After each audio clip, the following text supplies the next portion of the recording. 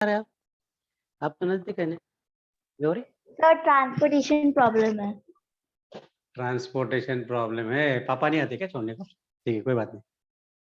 तो gravity plus attraction, सो gravitation मतलब is the force of attraction exerted by earth on an object. Okay, so this attractive force by the earth on a body, और ये जो दोनों मिलके बनता है उसको बोलते हैं ग्रेविटेशन। मतलब कोई भी ऑब्जेक्ट अगर लिया मैंने, मान लो ये डस्टर लिया मैंने, राइट, डस्टर को नीचे गिराया, नीचे आया, ऊपर क्यों नहीं गया? Because of gravitation. Gravity. Okay, gravity. तो इसके पहले बहुत सारे साइंटिस्ट लोगों ने काम किया है ग्रेविटी पे। उसमें से अगर गिने चुने अगर नाम लिया जाए तो हमारे महाशय जो है न्यूटन महाशय, वो तो है, उनकी वजह से तो हमको पूरा ये मालूम पड़ा कि ग्रेविटेशन क्या है, उसके फोर्सेस क्या है। ओके, तो काफी लोगों ने इस पे काम किया है और उसके बेस पे हमने एक प्लैनेट भी, सैटेलाइट भी छोड़ा था, है ना? कौन सा सैटेलाइट था? आर्यभट्ट, यस और नो? यस कुछ सर। इंडियन एस्ट्रोनॉमर भी है लाइक आर्यभट्ट, तो उसको याद रखने के लिए एक आर्यभट्ट नाम का सैटेलाइट भी छोड़ा था। उसके बाद millennium later the Danish astronomer Tycho Brahe जो था, ये महाशय भी, इन्होंने भी काफी काम किया था प्लैनेट्स पे। ओके, और उन्होंने फिर वो जल्दी गुजर गए, और उनका जो काम है वो कितना साल जिए? सिर्फ 45 ईयर्स सर्वाइव हुए। कौन? टाइको ब्राहे, एस्ट्रोनॉमर थे वो, डैनिश एस्ट्रोनॉमर। उसके बाद उनका जो डिटेल स्टडी था वो प्लानिटरी मोशन का, तो उसको आगे कैरी ऑन करने के लिए उनका जो स्टूडेंट था, प्यूपिल जॉन्स केपलर करके, ओके, उनका जो स्टूडेंट था जॉन्स केपलर करके, जो उनका स्टूडेंट था, जैसे आप मेरे स्टूडेंट हो, राइट, वैसे वो भी उसका स्टूडेंट था। तो उसने आगे का उसका काम कंटिन्यू किया, and he has discovered the 3 laws of planetary motion. उसने 3 लॉज बनाए, किसने? केपलर ने। दैट्स व्हाई वहां पे है Kepler's first law, second law, third law. Okay, and all these laws are depend on the planetary motion. मतलब planets कैसे revolve होते हैं, सर्कुलर ऑर्बिट में जाते हैं या इलिप्टिकल ऑर्बिट में जाते हैं। आपको क्या लगता है, how the planets are revolving around the sun? In exactly circular orbit या elliptical orbit? Saurabh, what do you think? Egg like shape. हाँ, एग लाइक शेप, उसको हम इलिप्टिकल ऑर्बिट बोलते हैं, बराबर, एग लाइक शेप में। अच्छा, इसको इमेज कर लेता हूँ, स्पॉटलाइट कर लेता हूँ।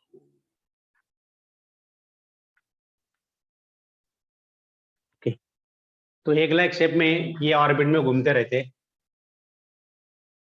ये एग लाइक शेप में यहाँ पे 2 फोकस होते हैं, F1 और F2। तो एक फोकस पे यहाँ पे सन लिया, और 9 planets are revolving around it. इसके अराउंड जो प्लैनेट घूम रहे हो, कितने? 9 planets are revolving around the sun in elliptical orbit. तो ये जो स्टडी है, ये जो उसका रिसर्च है, किसने किया? जॉन्स केपलर ने किया। उसके बाद जॉन्स केपलर के बाद वो तो बेचारा 1630 में चला गया। उसके बाद फिर हमारा जो न्यूटन भाई साहब है, राइट, तो न्यूटन तो वो भी काफी, मतलब 17th सेंचुरी में था वो, 1670 के आसपास उसने स्टडी किया। जॉन्स केपलर के बाद फिर न्यूटन ने काम किया। ओके, और मुझे भी एग्जैक्टली ईयर पता नहीं, लेकिन 1675 होगा शायद, या 76-75 होगा, जब वहाँ पे पेंडेमिक आया था। He was studying in Cambridge university. कौन? न्यूटन। तो जब पेंडेमिक आया, जैसे अभी हमारा पेंडेमिक चल रहा है, कोविड पेंडेमिक चल रहा है, राइट, तो कोविड पेंडेमिक में सब लोग छुट्टी पे घर पे चले थे, वैसे ही न्यूटन भाई साहब भी छुट्टी पे घर पे चले आए। और वो तो एकदम कीड़ा था, वो तो ऐसा एक जैसा एक जगह पे बैठने वाला नहीं था, राइट। फिर वो दिन अचानक एक पेड़ के नीचे बैठा, आपने स्टोरी सुनी होगी, सर राइट? एप्पल गिर गया तो करेक्ट करेक्ट करेक्ट करेक्ट गिर करेक्ट गया। करेक्ट। ओके, तो पेड़ के नीचे बैठा था और कुछ तो गिरा ऊपर से, देखा तो एप्पल का फ्रूट गिरा था, राइट। फिर उसने देखा कि why does this apple fall down, why doesn't it go off, what is the speed of this apple, what is it acceleration, ऐसे so many questions arise in his mind. Okay, और वो सोचने लगा कि ऐसा क्यों हो रहा है, why does this happen, right. Then he work out on that, कि उस पर काम करना चालू कर दिया, और एक दिन फिर उसने बड़ा सा पूरी दुनिया को बड़ी सी गिफ्ट दे दी उसने, और वो जो गिफ्ट है वो गिफ्ट क्या होती? Newton's law of gravitation, gravity. क्या जो भी चीज आ रही है, जो भी चीज नीचे आ रही है, it is due to the gravitational force or some force exerted by earth, right, on object, and that force is nothing but the gravitational force। और उसी के बेस पे उसने एक लॉ बना दिया, और वो लॉ को नाम क्या दे दिया? Newton's Newton law of laws of gravitation. gravitation. Okay, तो चलो अभी हम देखेंगे ये है क्या चीज, what is this Newton law of gravitation, चीज है क्या वो देखेंगे।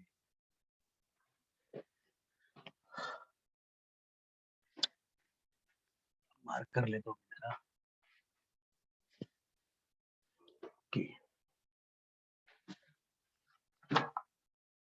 सो चलो यहाँ पे दो मास लेते। Take the mass of this object is m1, mass of this object is m2।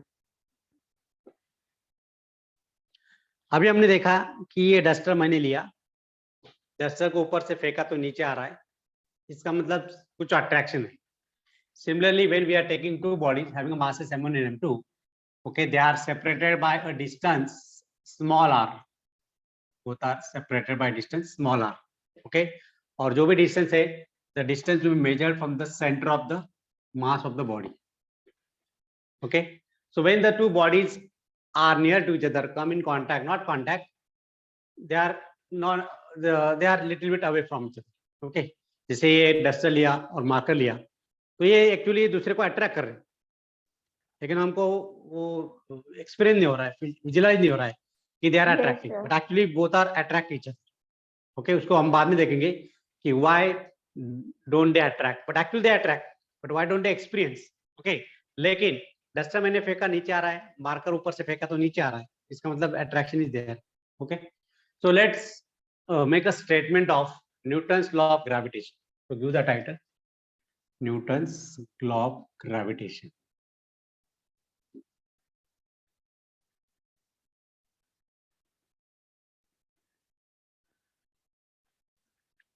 So Newton's law of gravitation state that every particle or every body, every particle of matter attracts every other particle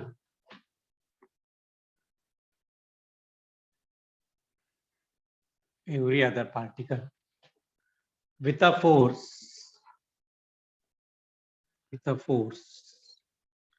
F is number one, directly proportional to product of their masses. Second, inversely proportional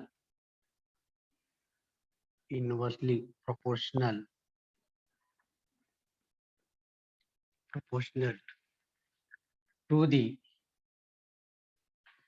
direction of to the square of the distance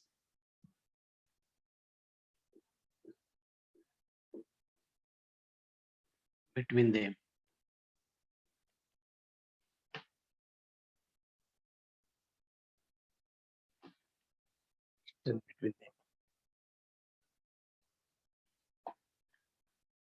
तो चलो अभी इसको थोड़ा mathematically लिखेंगे हम लोग।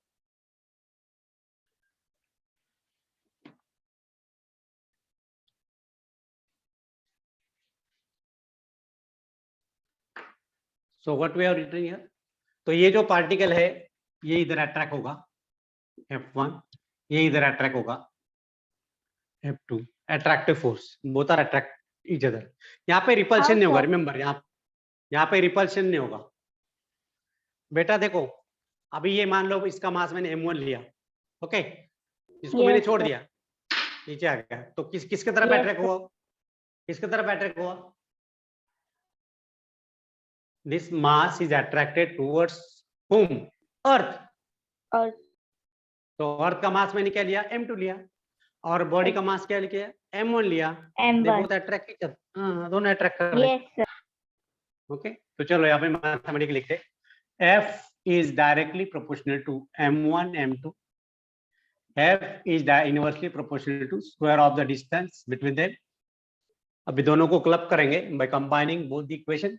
F is directly proportional to m1 m2, inversely proportional to square of the distance. यहाँ तक समझ में आया सबको? Gauri, Prince, Yes, Saurabh, sir. Yes. जिया, जिया, सर्वेश, समझ में आ रहा है? जिया,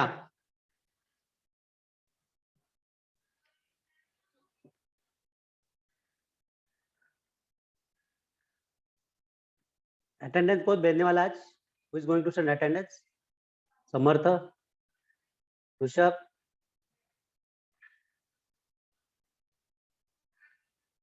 ओके.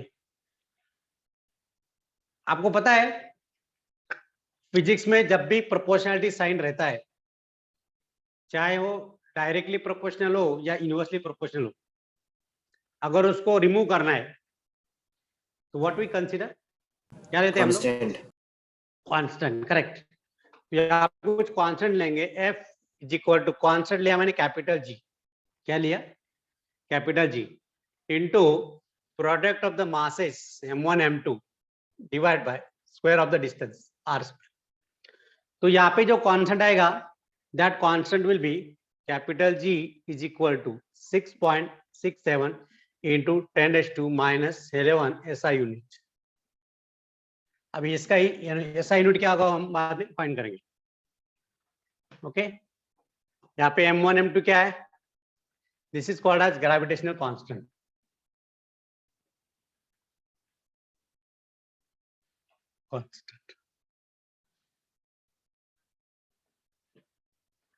और ये जो ग्रेविटेशनल कांस्टेंट है, इसको यूनिवर्सल ग्रेविटेशनल कांस्टेंट भी बोलते हैं.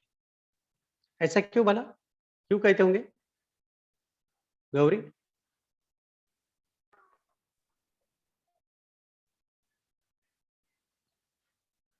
आर्यनपुरकर है क्या? आर्यनपुरकर कौन है? वाकचौरे, आर्यन वाकचौरे, प्रिंस देशमुख, सौरभ शिंदे, बोलिए. सर आपका क्वेश्चन क्या था? Why this capital G called as universal gravitational constant? उसको यूनिवर्सली क्यों बोलते हैं? सर क्योंकि हम यूनिवर्स के Because किसी it भी applies कोने में जाए everywhere, not only on वो Earth. सेम होएगा, वो सेम रहेगा. हाँ, मतलब where where you go on the universe, चाहे आप कोई भी प्लेनेट पे चले जाओ, not only on earth, you can go on sun. Sun पे तो पॉसिबल नहीं जाना, लेकिन जो अदर प्लेनेट है जैसे मार्स है, जुपिटर है, यूरेनस है ना, कौन सा भी, नेपच्यून है, फिर सैटर्न है, जुपिटर है, जो भी प्लैनेट पे आप जाओगे, wherever you go in the universe, the value of G remains constant. वो कांस्टेंट रहेगा. ओके, और ये भी किसी एक साइंटिस्ट ने ही उसको डिस्कवर किया है, इसका वैल्यू. राइट, आप गूगल पे जाके चेक कर सकते हो, शायद वो हेनरी कैवेंडिश होगा, may be, I am not sure, but you can just check it on the Google कि who discover the gravitational constant G. Okay, तो इसका वैल्यू ये आता है 10⁻11 SI यूनिट. चलो अभी let us make G as a subject. G को subject बनाते हैं यहाँ पे. तो capital G is equal to, yes, कौन बताएगा फॉर्मूला कैपिटल G का फ्रॉम दिस? इससे कौन फॉर्मूला बनाएगा?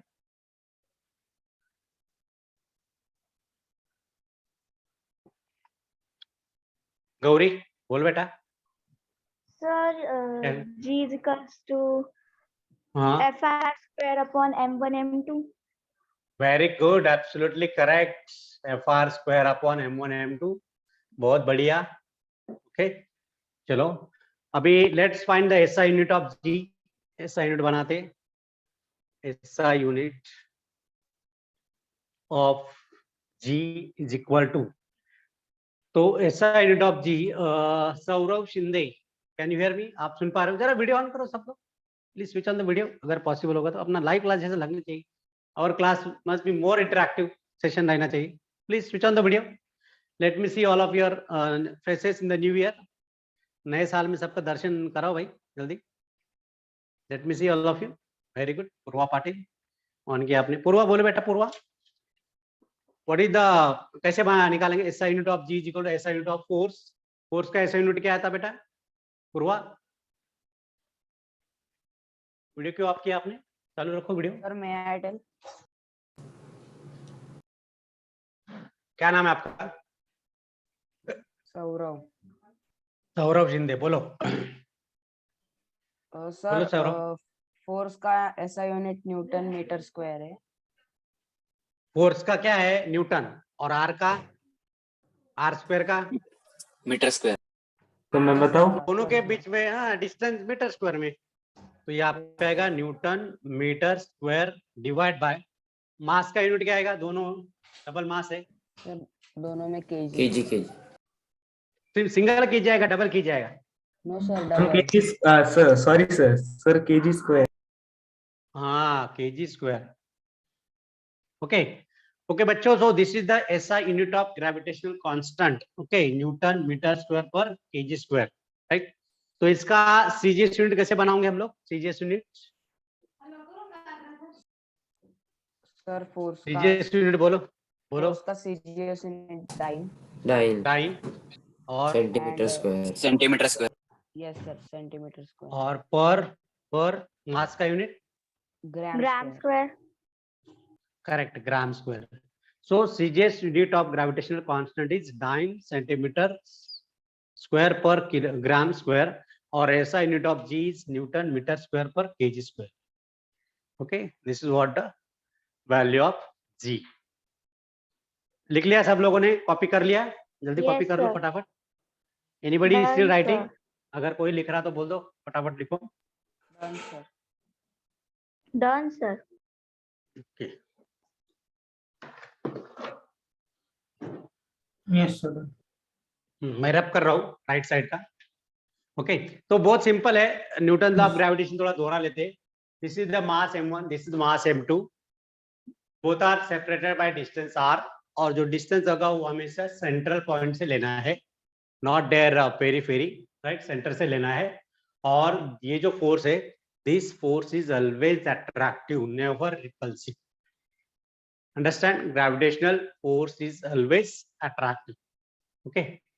So Newton's law of gravitation states that every particle of matter attracts every other particle with a force F is directly proportional to product of their masses and inversely proportional to the square of the distance between them. So mathematically हम लोग ऐसा लिख सकते हैं उसको, and we got this value. चलो, let's go on the next.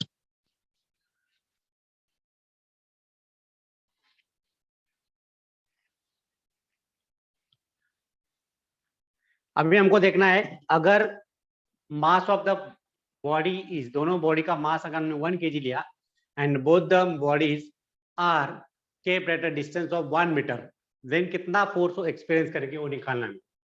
So gravitational force F is equal to capital G. Okay, so if m1 is equal to m2 is equal to 1 kg, या unit mass लिया 1 kg और unit mass लिया, and small r is equal to 1 meter लिया, then gravitational force experienced between the two bodies is capital G into mass m1 into mass m2 is 1 divided by distance square 1 square. So this will be capital G. So F is equal to G. तो what we can make a statement from this, इससे हम क्या statement बना सकते हैं? Yes. क्या नाम है? मानस. हाँ मानस, बोलिए Manas Joshi. What statement we can make?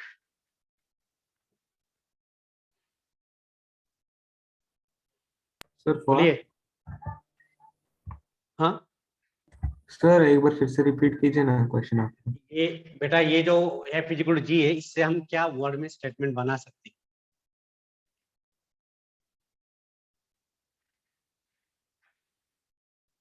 ये कैसे लाए हम लोग? How we have brought this equation? कैसे बना इक्वेशन?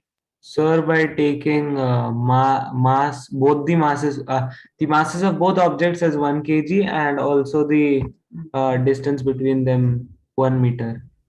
ओके, तो हम ऐसा बोल सकते हैं, right? When two masses of 1 kg are placed at a distance of 1 meter, the force of gravitation between them is equal to the gravitational constant. Correct. Okay, so gravitational force between the two bodies is equal to, numerically equal to, gravitational constant if both the bodies are having a masses 1 kg unit mass and separated by unit distance. Got it?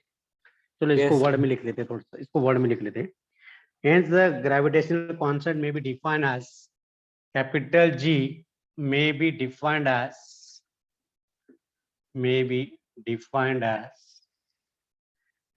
the force of attraction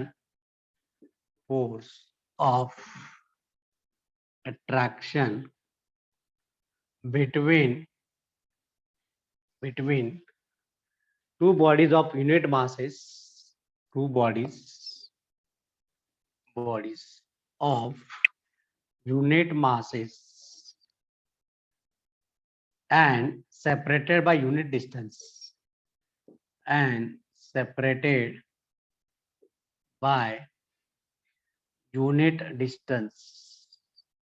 यहाँ पे unit distance और unit मास इसलिए लिया, अगर आपने 1 ग्राम, दोनों body का मास 1 ग्राम लिया और 1 ग्राम मास वाला बॉडी 1 सेंटीमीटर डिस्टेंस पे रखा, तो कितना फोर्स एक्सपीरियंस करेगा?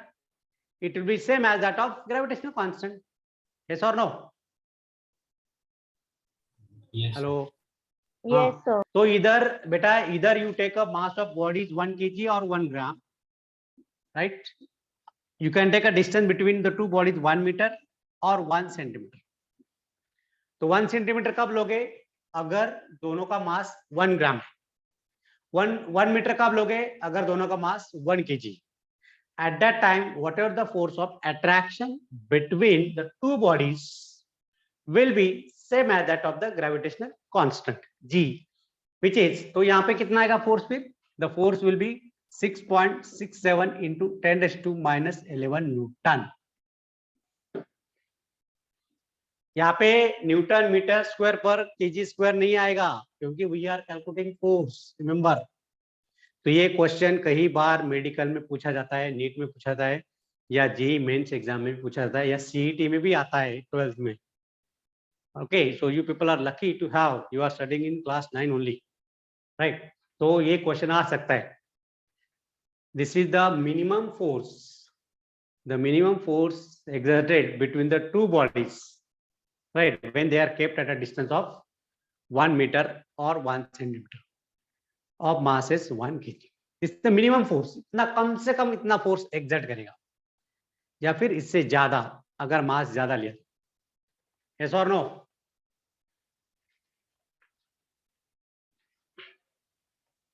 Yes, sir. इसको लिख लो अच्छी तरह.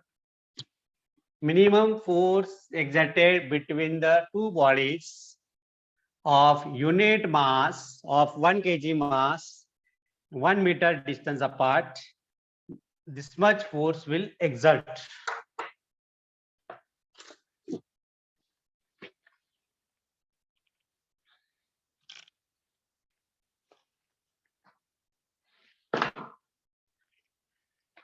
Okay, now convert 6.67 into 10⁻⁻11 newton metre square पर केजी स्क्वायर into, मॉड्यूल में मत देखो आप, without looking at module you have to convert this into dyne centimetre square पर ग्राम स्क्वायर. चलो करो जल्दी फटाफट and put it in the chat box में डालो.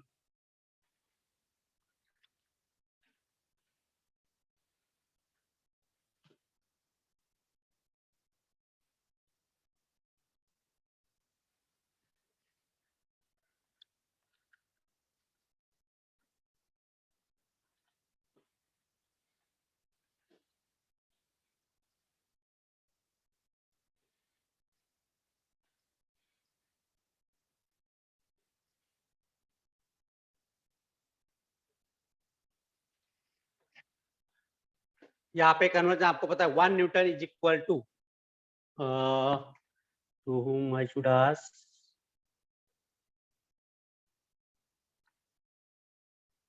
अथर्व खरडे भाग्यश्री साय, क्या सुन रहे हैं आप मुझे? आप सुन पा रहे हो मुझे? अथर्व, हेलो हेलो, आदित्य सोनोने, सुन पा रहे हो? अरे आवाज दो कुछ तो, whether you are listening or not. Hello hello,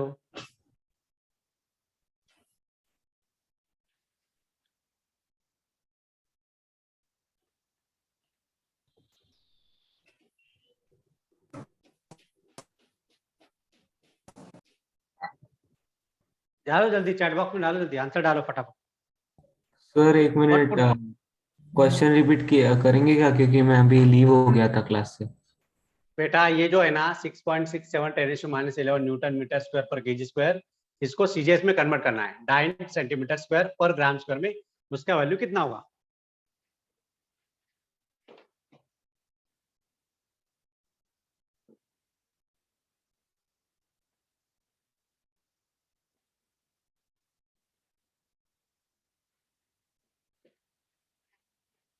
चलो आपको दे दिया मैंने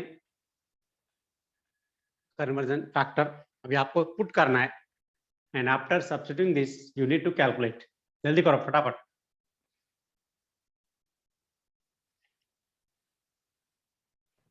सर डाइन, सर एक मिनट,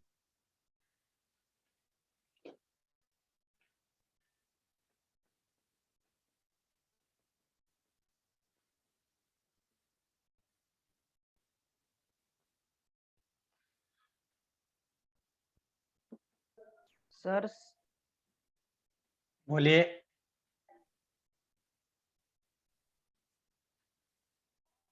सर बाकी का सेम रहेगा, सिर्फ 10 की पावर -8 हो जाएगी। सर हाँ सर, सब सेम होगा, सिर्फ 10⁻⁻8 Yes, होगा, sir.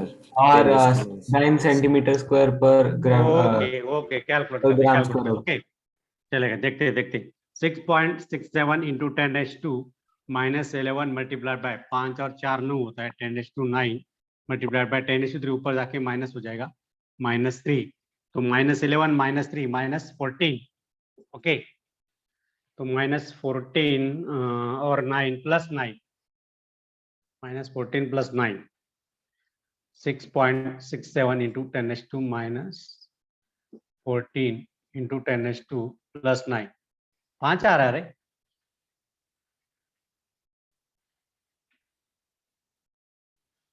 अच्छा स्क्वायर है, सॉरी किलोग्राम स्क्वायर है, यहाँ पे और एक 10⁻3 आएगा, सॉरी, तो यहाँ पे आ जाएगा आपका, यहाँ पे 6, तो 17 आ जाएगा, तो आ जाएगा आपका 6.67 × 10⁻2 -17 + 9 -8 ग्राम सेंटीमीटर स्क्वायर पर केजी स्क्वायर, सॉरी पर ग्राम स्क्वायर, कुछ गड़बड़ हो गया, डाइन यहाँ पे, dyne dyne dyne 9 centimetre square पर ग्राम स्क्वायर।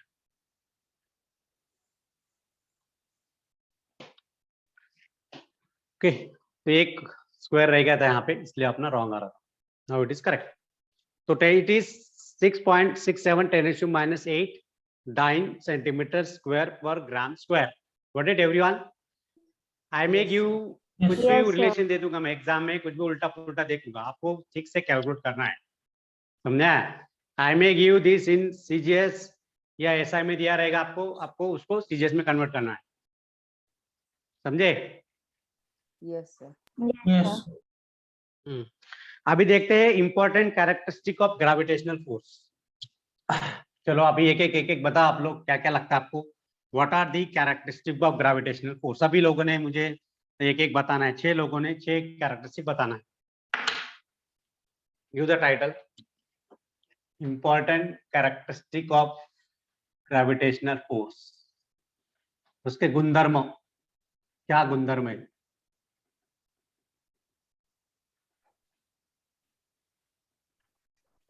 ग्रेविटेशनल फोर्स है, गर्लफ्रेंड नहीं, तो आप तो गर्लफ्रेंड है, ठीक है। आपको ग्रेविटेशनल फोर्स के इंपॉर्टेंस कैरेक्टरिस्टिक बताना है। पहला कैरेक्टरिस्टिक क्या है, इसने हाथ रेज किया, 3 पीपल है और रिजदा है। Let me check. Okay, Gauri, Krishna और सौरभ शिंदे। तो I will start with Saurabh. Saurabh बताओ बेटा, सौरभ पहला कैरेक्टरिस्टिक।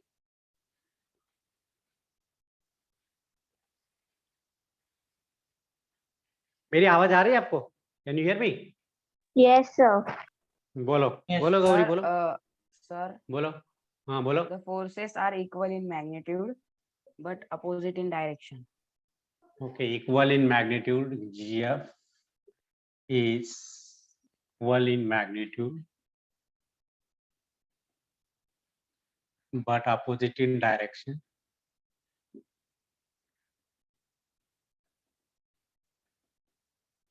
हाँ गौरी, नेक्स्ट बताओ बेटा। Yes, sir. Sir, the gravitational force is always an attractive force. Very good. Always attractive force. Always attractive force.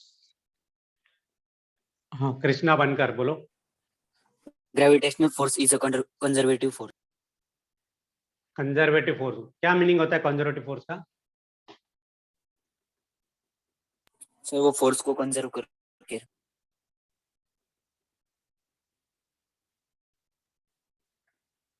क्योंकि ये फोर्स के वजह से जो भी वर्क डन होता है, राइट, वो कांस्टेंट होता है। Understand? That's why this force is constant. Okay, चौथा, this force is obey the inverse square Measured law. from the center of the body. Yes, it obeys inverse square law. मतलब f is inversely proportional to square of the distance. जितना इतना distance बढ़ेगा वैसे वैसे gravitational force of attraction कम होते। So बराबर है कि नहीं? even gravitational force, it is a long range force. It can also attract objects from a long distance. Yes, अभी देखो, what is the distance between the sun and the earth? Sun और earth के बीच में कितना distance है, कुछ याद है? Anybody who will tell? कौन बताएगा? बोलो। 150 मिलियन किलोमीटर।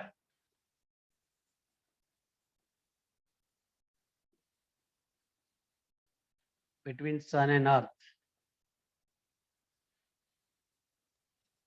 Sir, 147.1. हाँ, तो अप्रोक्सीमेटली 150 मिलियन किलोमीटर है। इतना दूर होने के बावजूद Yes, भी sir. Earth is attracted toward the sun और अर्थ इज रिवॉल्विंग। आपको पता है कि इसका इंपॉर्टेंस क्या है ग्रेविटेशनल फोर्स का? इसके वजह से क्या क्या होता है, इसका फिजिकल सिग्निफिकेंस अगर बोला जाए तो, because of this gravitational force all the planets are revolving around the sun. Because of this gravitational force, moon is revolving around the earth in a circular orbit. Yes or no? So it is very important. This gravitational force play a very important role in our life. Okay, distance are always measured from the center of the body. जो भी distance measure करते हैं वो हमेशा center of body से measure किया जाता है। Distances always measured from center of their bodies. इसलिए ये फोर्स को क्या बोलते हैं? सेंट्रल फोर्स बोलते हैं। Yes or no? Yes, Yes. sir. This force मतलब this gravitational force is also called central force. क्या बोलते हैं इसको? Central force. Why it is called central force? Because that force exerted between the center of their bodies. दोनों body के centre के along जो line joining होगा उसके लाइन के अलॉन्ग ही वो फोर्स एक्ट होता है। जैसे कि एक बॉडी लिया, ये दूसरा बॉडी लिया, इसका सेंटर ऑफ ग्रेविटी ये, इसका सेंटर ऑफ ग्रेविटी ये, दोनों को जोड़ने वाली जो लाइन है, ये लाइन के अलॉन्ग ही ये फोर्स एक्ट होती है। ठीक, भी लिख लो 7th point. This force always acts along the line joining to their center. That's why this force is called as central force. आपको पता है क्या, ये जो gravitational force between the two bodies, it is independent of the intervening medium. अगर आप हवा में ले रहे हो दो बॉडी, या पानी में ले रहे हो, या कोई अदर लिक्विड में ले रहे हो, कोई भी मीडियम हो बीच में दो बॉडीज के बीच में, तो वो मीडियम का उस पर कोई असर नहीं होता है. उसको जो एग्जर्ट करना है फोर्स, वो एक्ट होने वाला है, चाहे वो वैक्यूम हो या मीडियम हो ना हो, जो भी फोर्स है वो एक्ट होने वाला है. Right. So this force is independent of intervening medium. This force is independent of intervening medium.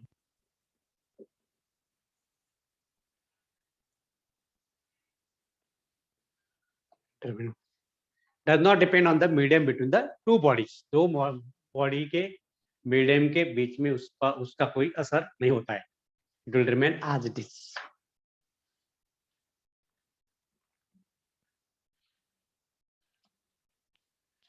Does this force depend upon the pressure presence of other bodies?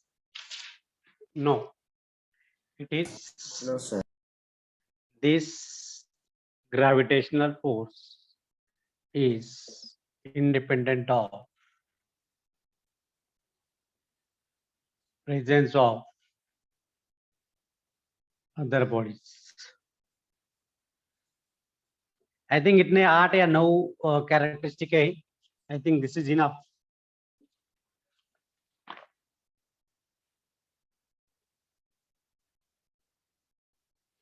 This is the long range force. 10⁻22 newton तक act होता है, और distance कितना है 1.5 to 10⁸ kilometre. Sun and the earth, sun और earth के बीच में जो फोर्स एक्ट हो रहा है वो कितना है 10⁻22 newton. Even though they are separated by this distance. इतना डिस्टेंस होने के बावजूद भी जो भी फोर्स है वो कितना है 10⁻22 न्यूटन. इतना फोर्स एक्ट होता है between the sun and the earth. 10⁻22 बहुत ज्यादा फोर्स हो गया. That amount is huge amount. Okay.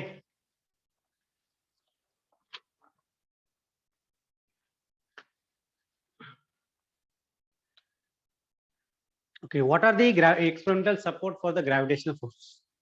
क्या प्रूफ है, क्या एक्सपेरिमेंटल सपोर्ट है to explain this gravitational force? कौन बताएगा? Sir, all planet rotate around the sun due to gravitational force. Okay, what about other people? Rishabh, Jagtap, Rishikesh, बताओ जरा. आदित्य, आप लोग तो कुछ बोलते ही नहीं, कुछ इंटरेक्शन ही नहीं करते. बोलिए. Sir, tides are formed in oceans due to gravitational क्या नाम है force. बेटा, क्या नाम है बेटा आपका? Moon and Earth. हाँ, क्या नाम है आपका? Samarth. हाँ, Murtadak, Harsh Murtadak. Samartha, sir. Samarth, Samarth. Okay okay. हाँ, very Sir, good. the atmosphere of the earth is due to the gravitational force. बराबर है. जो भी एटमॉस्फेयर है, अभी देखो यहाँ पे मून पे एटमॉस्फेयर नहीं है, क्योंकि वहां पे ग्रेविटेशनल फोर्स बहुत कम है. अंडरस्टैंड? तो जो भी एयर पार्टिकल है मीडियम में, वो पूरा निकल जाता है, एस्केप आउट हो जाते हैं. राइट. अभी there is atmosphere around the earth because of gravitational force. तो ग्रेविटेशनल फोर्स क्या करता है, तभी एयर पार्टिकल को पकड़ के रखता है, होल्ड करके रखता है, and that's why there is a atmosphere. Sir Okay. Earth पे लाइफ ही ग्रेविटेशनल की वजह से. हाँ, जो टाइड्स वगैरह फॉर्म होते हैं, tide between in the ocean form due to the gravitational force between moon and earth. Understand? Not sun and earth, it is due to moon and earth. Answer. इसमें भी काफी क्वेश्चन आता है. Tides in the ocean are form due to the gravitational force between dash dash. तो बच्चे क्या? Sir, आपका mic off हो गया.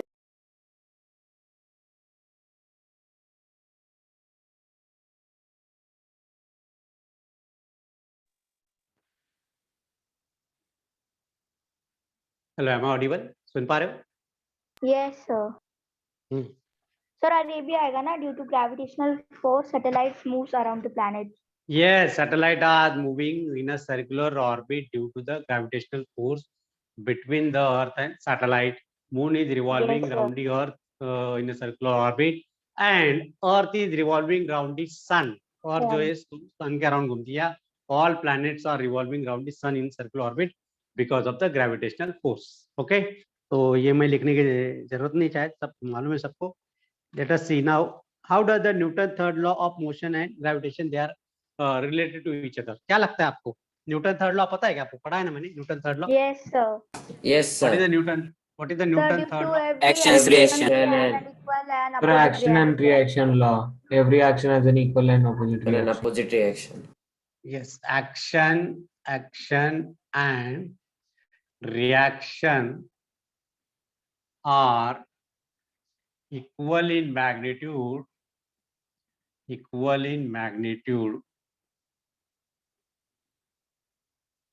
but opposite in direction.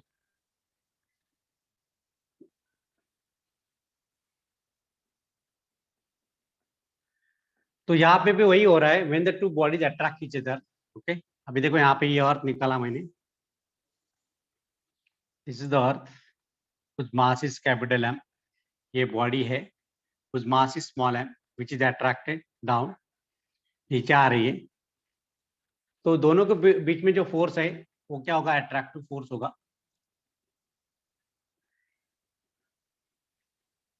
And both the forces, the force exerted by body on the earth, on earth on a body will be same, but equal in magnitude, opposite direction.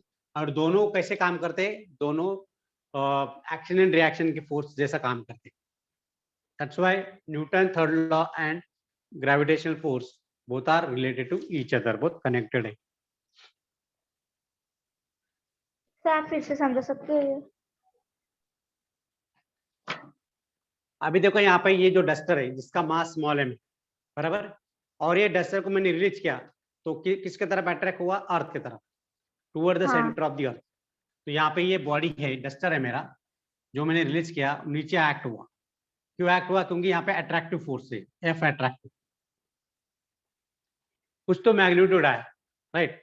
But at the same way, at the same time, earth also attracted, earth is also attracted by the moon. But why doesn't the earth move toward the body? Why does the body move toward the earth? ऐसा क्यों होता है Gauri? Gravity.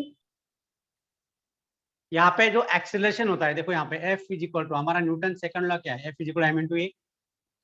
ये पता है ना आपको Newton second law? हाँ, तो देखो बेटा, A is equal to force upon mass. अभी मास ऑफ बॉडी अगर लिया, ओके, और एक्सेलरेशन ऑफ बॉडी लिया, तो एक्सेलरेशन ऑफ अर्थ लेते, फोर्स तो सेम रहेगा, मास ऑफ द अर्थ लिया, तो यहाँ पे फोर्स सेम है, मैग्नीट्यूड सेम है फोर्स का, राइट? लेकिन मास of the body is less. अगर मास लेस है तो acceleration will be more. Yes, यहाँ पे sir. देखो, यहाँ पे देखो, मास of the earth is greater.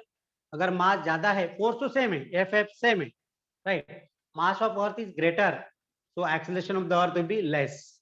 तो यहाँ पे ग्रेटर रहेगा, mass of earth is greater, acceleration will be very small. यहाँ पे mass of the body is small, acceleration of the body will be more. This is the main reason behind it. तो जब मैं duster को फेंकता हूँ, release करता हूँ, तो अर्थ का मतलब डस्टर का एक्सेलरेशन ज्यादा होगा. It is falling down due to the acceleration due to gravity. This is the acceleration of the duster. But does the earth moves toward the body? No. Why? क्योंकि यहाँ पे मास ऑफ द अर्थ ज्यादा है, वो minus power में है. जो भी एक्सेलरेशन होगा, अर्थ मूव हो रही है but it is not experience. समझ में आ रहा है? हेलो, बाउंस हो रहा है क्या? 22 लोग हैं आज, वेरी गुड. स्क्रीनशॉट भेजो भाई, स्क्रीनशॉट भेजो. गौरी बेटा समझ में आया? Gauri, no Krishna, sir. समझ में नहीं आया? नहीं समझ में आया? नो सर, नहीं समझ में आया। ओके ओके, कोई बात नहीं, कोई बात नहीं, वापस समझाता हूँ।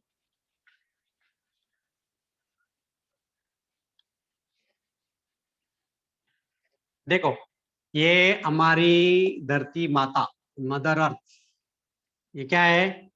अर्थ, अर्थ। मदर अर्थ, बराबर। इसका मास मैंने लिया कैपिटल M। अभी ये कोई भी बॉडी है, बॉल लिया, जिसका मास स्मॉल m है। When I release this ball in the downward direction, वो नीचे आ जाएगा अपने आप, it is moving down, right. तो यहाँ पे this is the acceleration of the body is greater than acceleration of the earth। Yes sir.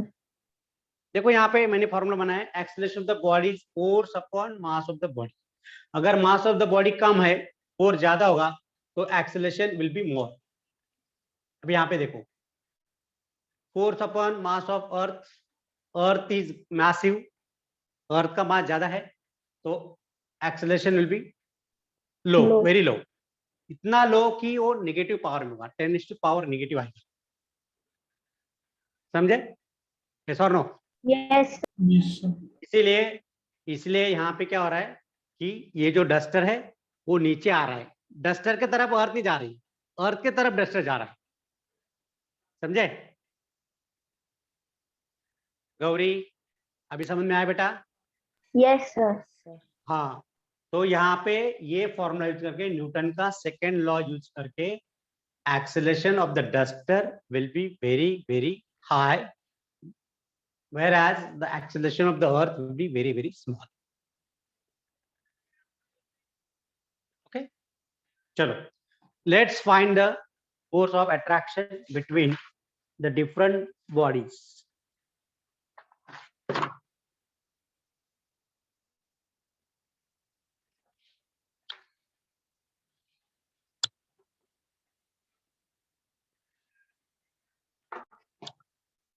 force of attraction between sun and earth।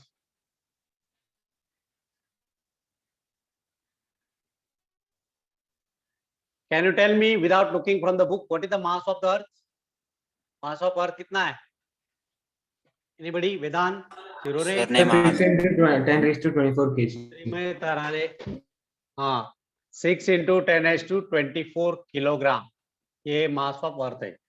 Okay, mass of sun, any idea about mass of sun? Sir 2 ma'am into 6 10 into, raised to 30। अच्छा sorry sir.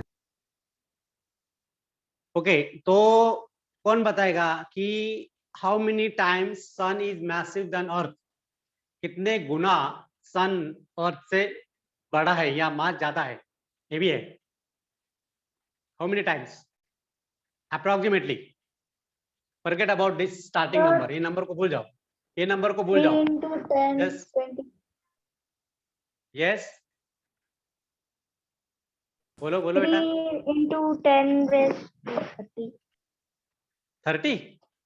कैसे? नहीं 22। नहीं ना बेटा, ratio ले लो यहाँ पे, 10⁻30 divide by 10⁻24, तो कितना आ जाएगा? 10�6 टाइम्स ना? yes or no? 1 million times.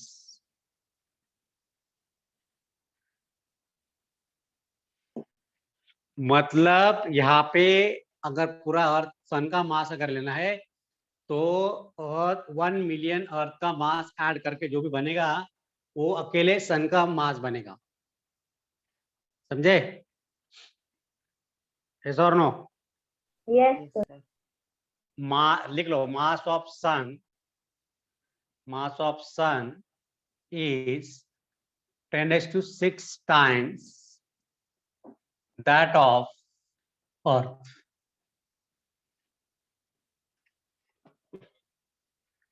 दोनों के बीच में डिस्टेंस कितना है? Distance between sun and earth? So 150 million kilometers। Metre में कितना आएगा बेटा? मीटर में 10 पावर में? सर मैं बताऊं? बोलिए। So 10 raised to अच्छा 9 आएगा सर, 8 आएगा ना?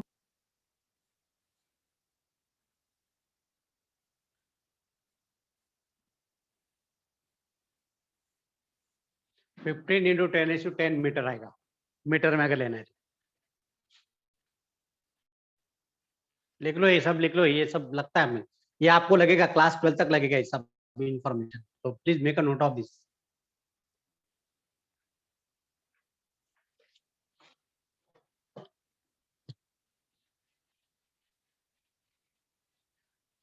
तो डिस्टेंस मालूम है, मासेस मालूम है, ग्रेविटेशनल कांस्टेंट भी मालूम है, तो can we calculate the gravitational force between sun and अर्थ?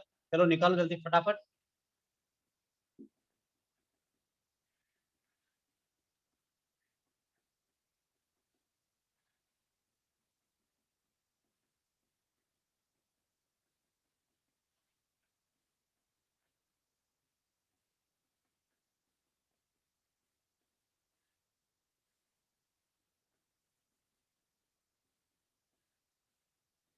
निकालो जल्दी, do this calculation fast, calculator से करो, कोई प्रॉब्लम नहीं,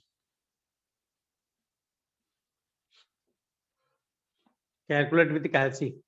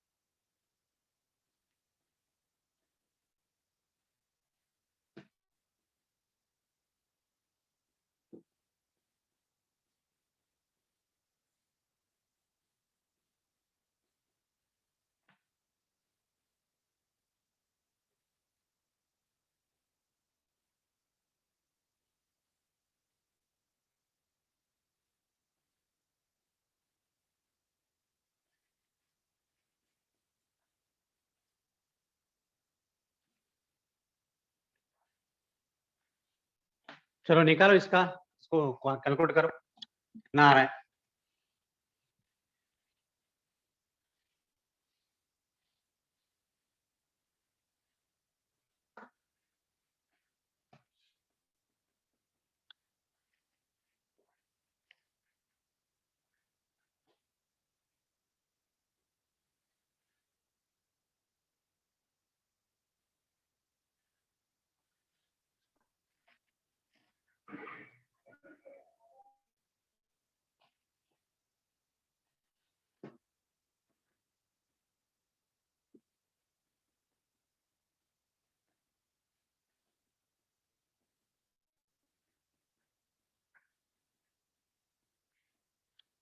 So this is the final answer.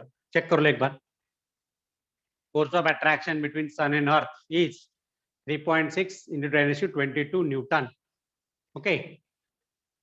अगर उसको ऑर्डर ऑफ मैग्नीट्यूड में लिखा जाए पावर ऑफ 10 में, तो 10⁻22 न्यूटन इतना फोर्स एक्ट होता है.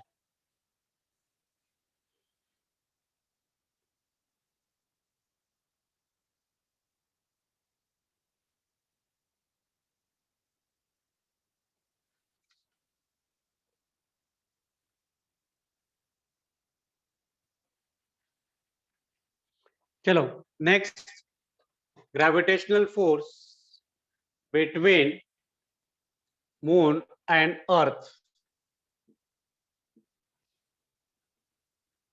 तो यहाँ पे मास ऑफ मून दिया है 7.4 इंटू 10⁻22 kg, और जो आर है डिस्टेंस वो दिया है 3.8 इंटू 10⁸ मीटर, बहुत नजदीक है.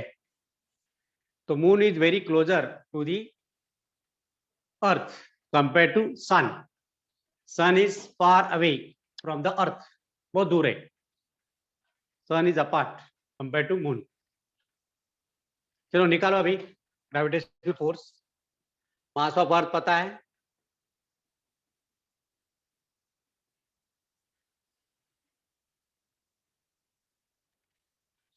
सो मास ऑफ जो भी ग्रेविटेशनल फोर्स है between moon and earth is capital G. Mass of earth, mass of moon divide by दोनों के बीच में distance, square of the distance.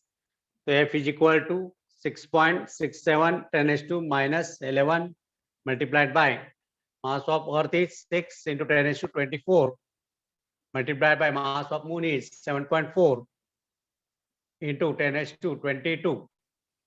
तो मून छोटा है क्या बड़ा है अर्थ से? क्या लगता है मास से? If you compare the mass, how many times moon is Smaller. Smaller? How many times smaller than earth? How many times? Power 10 के पावर में. Sir, side please. 10 के पावर में कितना छोटा है?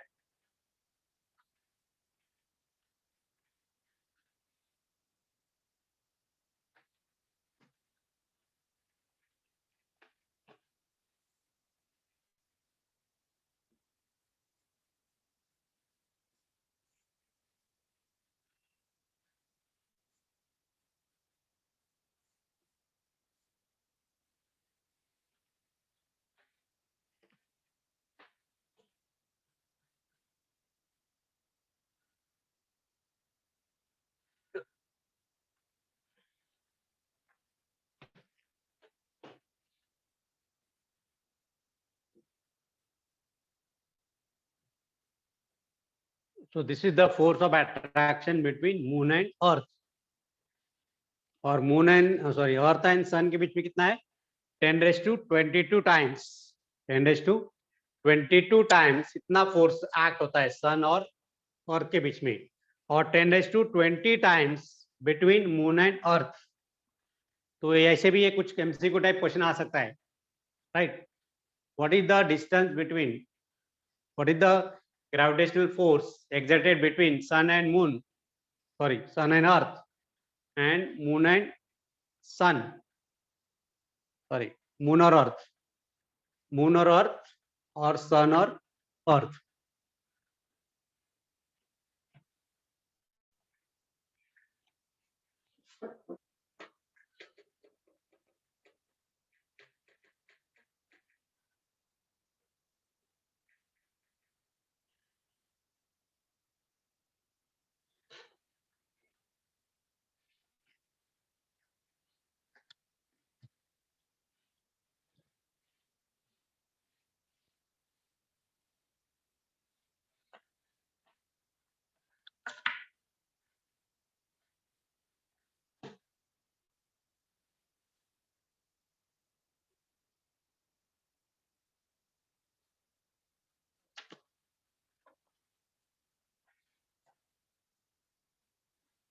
Force of gravity of the earth, that is the gravity, right?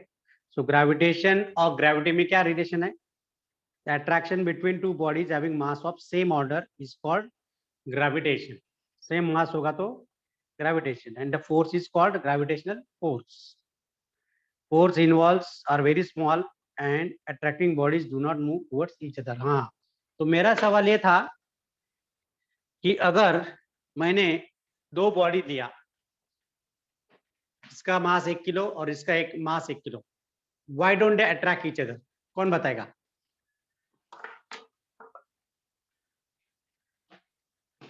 दो एक एक किलो के दो गोले लिए, metallic ball Bob, why don't they attract each other? बोलो जल्दी. अरे आपसे एकदम डम हो गए. ईशान चतुर्वेदी, प्रणव बोरोरे, जिया फकीर, बोलो बेटा.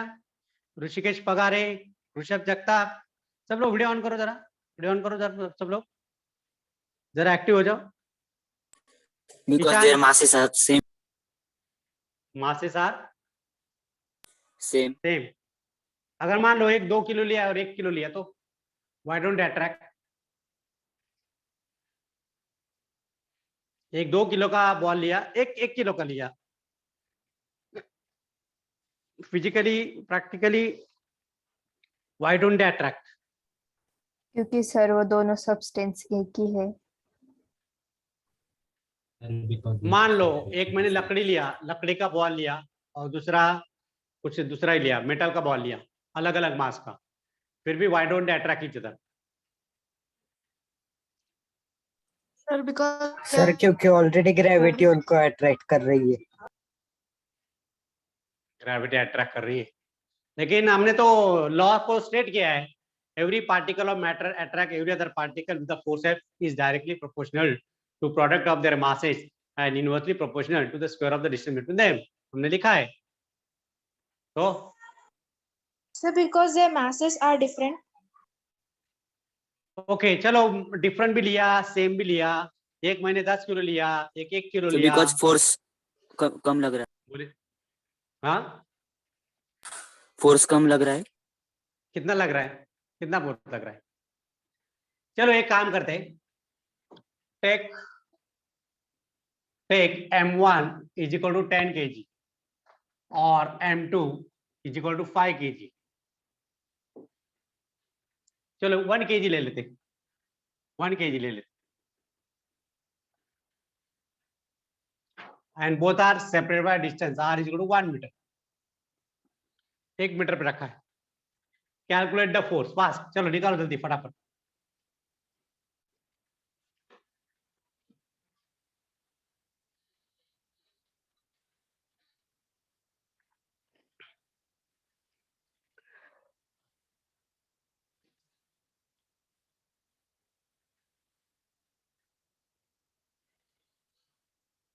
आ गया आंसर, चैट बॉक्स में डालो।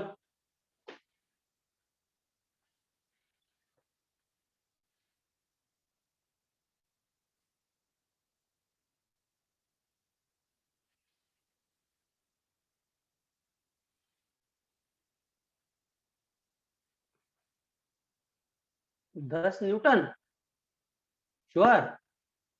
रॉन्ग है कृष्णा।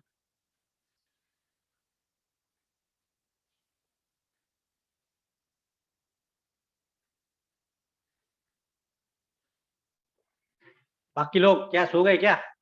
ऋषिकेश, प्रणव, मानस, मेहुल,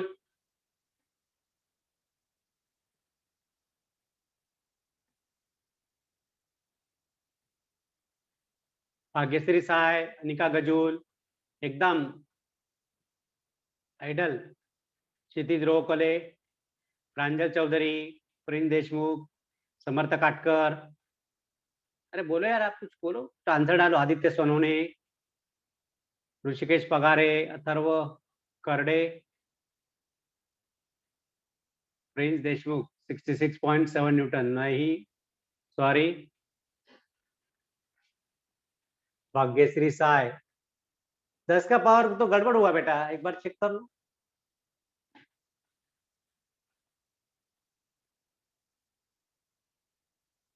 आप थोड़ा नजदीक जा रहे हैं आंसर के पास Bhagyashree. Do little correction. Prince, Krishna totally wrong है। बाकी लोग भी डालो। क्षितिज रोकले 667 नो, सॉरी। अगर 667 न्यूटन अगर फोर्स अट्रैक्शन है तो they should attract each other. 10 kilo का बॉडी, क्या नाम है, क्या नाम है? हाँ भाग्यश्री, ओके ओके, अभी सही है, अभी सही है। Now it is correct, Bhagyashree is correct, very good. Give a big round of applause to Bhagyashree. सब लोग तालियां बजाओ। Manas come on. हाँ सर। आजा। अरे क्या भाई इतना टाइम लग रहा है? इतना टाइम लगना ही चाहिए, ओरल आंसर है भैया, ओरल आंसर है बाबू।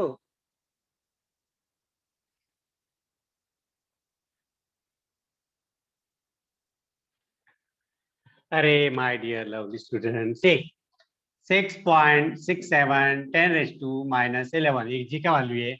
मास m1 लिया 10 किलो, m2 लिया 1 kg, डिवाइड बाय दोनों के डिस्टेंस, बीच में डिस्टेंस है 1 मीटर, तो उसका स्क्वायर आएगा। 66.7 into 10⁻11। नहीं ना बेटा 11 कैसे आएगा, ये 10 है ना, 10:1 है ना ये, दिस इज 10:1, तो ये नहीं कम सर, हो जाएगा मैंने यहाँ पे। 66.7 into 10⁻11 किया सर। ओके ओके ओके, चलेगा चलेगा, वैसे भी चलेगा। ओके, तो ये न्यूटन फोर्स है एफ, राइट। तो इसकी जो वैल्यू है, अगर इसको डेसिमल में अगर लिखा जाए तो it will be like this, एक मिनट, 6 6 7 2 3 4 5 6 7 8 9 10। ओके, तो यहाँ पे समथिंग गड़बड़ हो गया। 1 2 3 4 5 6 7 8 9 9 6 7 आएगा, it will be like this. देखो तो यहाँ पे 1 2 3 4 5 6 7 8 9 और एक 0 आएगा।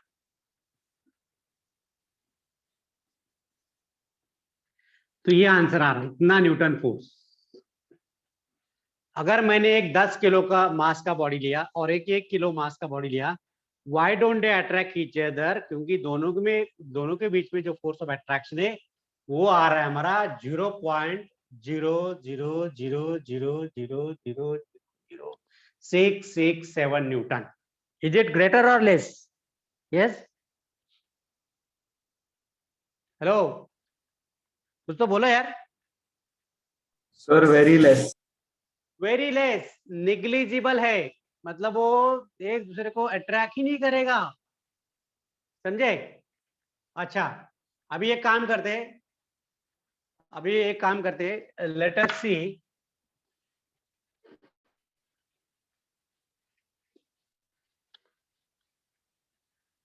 kg m1 लिया मैंने 1 kg और m2 लिया मास ऑफ अर्थ। क्या लिया? मास ऑफ अर्थ। और दोनों के बीच में डिस्टेंस कितना है? The mass is lying on the earth surface. ये रेडियस है r, centre of the earth से लेना है। यहां से ऑब्जेक्ट लिया जिसका मास है 1 kg, इसको यहां से रिलीज किया, नीचे आया, ओके, और just above the earth surface, earth के सरफेस से कुछ हाइट से मैंने फेंका उसको। तो ये जो डिस्टेंस है, ये डिस्टेंस रहेगा मेरा r, ओके। तो r will be radius of earth, वो है हमारी 6400 किलोमीटर। चलो अभी ये फोर्स निकालो फटाफट जल्दी, and put it in the chat box, जल्दी डालो। Calculate the force of attraction between 1 kg mass and earth, जल्दी।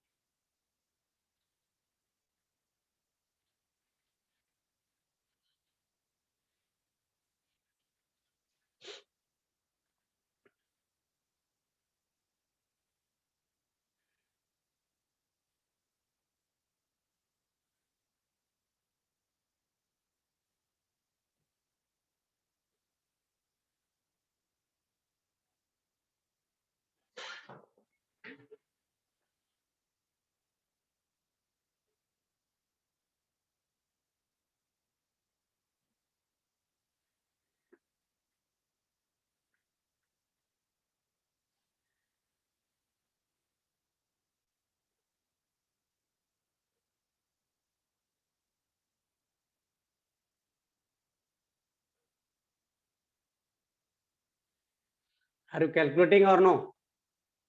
यस सर, यस जल्दी सर। निकालो निकालो निकालो। तो देखो यहाँ पे force of attraction between 1 kg mass and earth is 6.67 10⁻11 into mass of body is 1 kg multiplied by mass of earth is 6 into 10⁻24 kg divide by, दोनों के बीच में है। हाँ, अभी ये जो किलोमीटर है इसको मीटर में कन्वर्ट करना पड़ेगा। तो मीटर में कितना आएगा? 6400 into 1000, तो यह आ जाएगा आपका 64 into 10⁵ मीटर, और उसका स्क्वायर लेना है, square of the distance, okay. ये आ गया 10⁻10 मीटर। Sir 6.25 into 10⁻10 Newton. 6.6 नहीं सर, 6.25 into 10⁻10 न्यूटन। इतना आ रहा है पक्का? हाँ सर, मेरा इतना आ रहा तो है। ये भी ज्यादा है, मतलब अच्छा है। 6 6 2 5 3 हो गए, 4 5 6 7 8 9 10, इतना फोर्स एक्ट हो रहा है। समझे? इसीलिए अगर मैंने 1 केजी बॉडी लिया, उसको मैंने छोड़ा कुछ हाइट से, तो it will attracted toward the centre of the earth के सेंटर पे वो अट्रैक्ट हो। अभी समझ में आया? यस और नो? अरे बोलो कुछ तो। हाँ सर, समझा। हाँ, इसलिए when we are taking the mass of two bodies having masses 1 KG, दोनों 1 किलो 2 किलो का लिया, तो वो एक दूसरे को अट्रैक्ट क्यों नहीं करते? क्योंकि दोनों के बीच में जो फोर्स है बहुत निग्लिजिबल होता है। लेकिन अगर मैंने 10 किलो का बॉडी लिया, 10 किलो का पैकेट लिया, हाँ 10 किलो का कुछ तो गठोड़ा लिया और एरोप्लेन से फेंका, तो वो नीचे आता है, ऊपर नहीं जाएगा वो, क्योंकि दोनों के बीच में जो फोर्स है, अट्रैक्टिव फोर्स, वो इतना मैग्नीट्यूड का होता है, and that's why it is attracted toward the centre of the earth.